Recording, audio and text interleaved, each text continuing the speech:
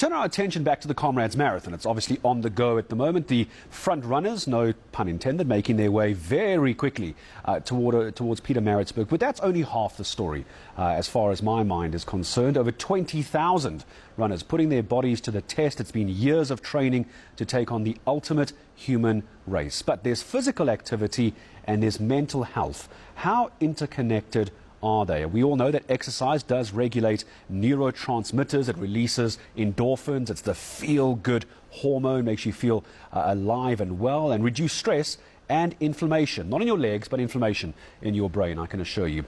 So good mental health, of course, gives you a better chance of performing better in the field. So how do you incorporate exercise into your daily routine? Let's bring in a well-known psychologist, Dr. Berger, joining us this morning. Dr. Berger, good to have you on ENCA, and I appreciate the time. A psychiatrist, of course, from the South African Society of Psychiatrists. I would imagine I would like to start the conversation thinking you must be nuts, you must be crazy.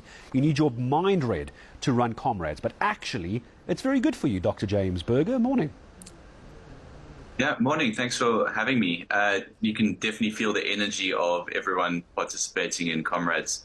And as you say, there's a lot of different people running the race. It's one of the things that's really celebrated about Comrades is although you have these elite runners, you have these quite normal people who have really dedicated months, if not years, to training to get to this point on the day, and we wish them well. There are a number of psychiatrists and colleagues that are running.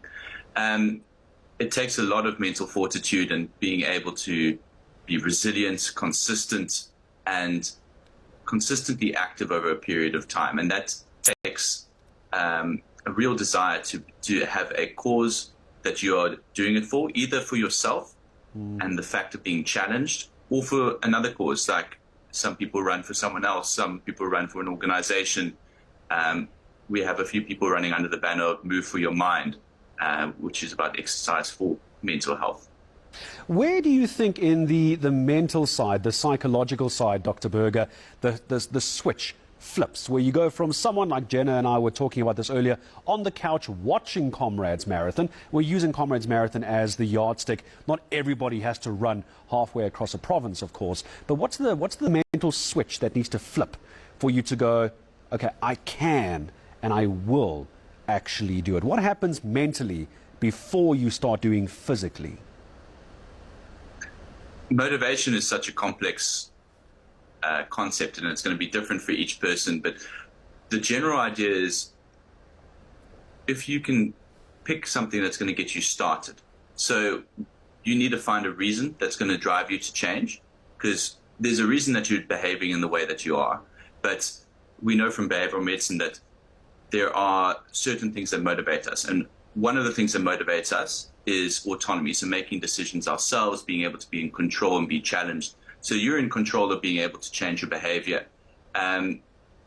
These conditions like running these big events will need us to focus on your kind of what it's going to give you, the autonomy, but also being able to master something like as big as a challenge as this. There's also something so strong about the social connectedness of running in participating.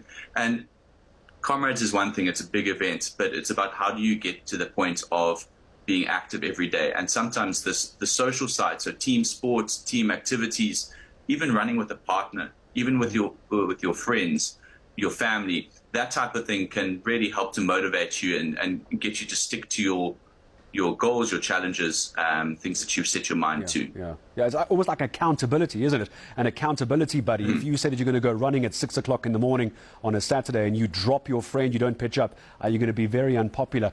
I forget, Doctor, I'm not sure if you would know, it doesn't matter if you don't, but I'm trying to remember a very famous quote, and I'm going to butcher this very badly, but I think it's relevant, is those who go on to seek extreme physical endeavors, they are either running towards something, literally, or they are running from something. How good is a sport like running, for example, for your mental health, not just for the sports perspective, not just to achieve the goal, but to have a better marriage, a better relationship, be a better parent, be a better colleague, etc. I imagine it ties in beyond the running shoes. Yeah, we know that exercise and physical activity is so good for our mental health, not just if you have a mental illness, but for mental health and well-being. And if we're managing to stay on top of that, that can have knock-on effects on our sleep, our irritability, therefore our relationships, how present we're going to be in the day. We need to have outlets, ways of managing our own difficult emotions, own difficult experiences, stress, and if we can do that through exercise, that is great. In terms of mental disorders like depression, major depressive disorder is one of the ones that's got the most robust science behind it about exercise being actually a first-line treatment for it. So if you've got a mental illness beyond depression, ADHD, and generalized anxiety, even some memory disorders like dementia, exercise can be really beneficial for it, and it will have knock-on effects on the disorders or illnesses themselves, but also then on our functioning around that.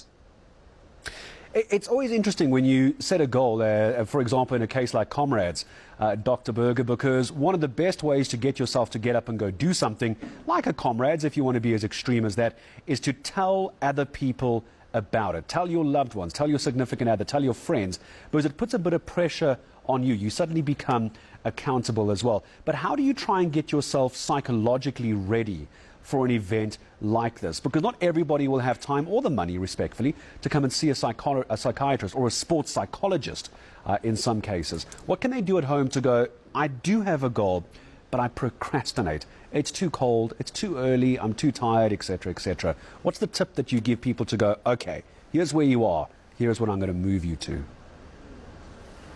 Yeah, it's a really important concept, is because we're all going to have these barriers that are going to come up and try and get in the way of our goals. And that's why it's so important to understand what your goal is and the different types of goal settings. There's one as an outcome.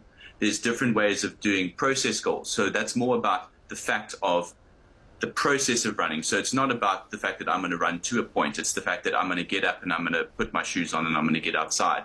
No matter how I'm feeling, it's the process.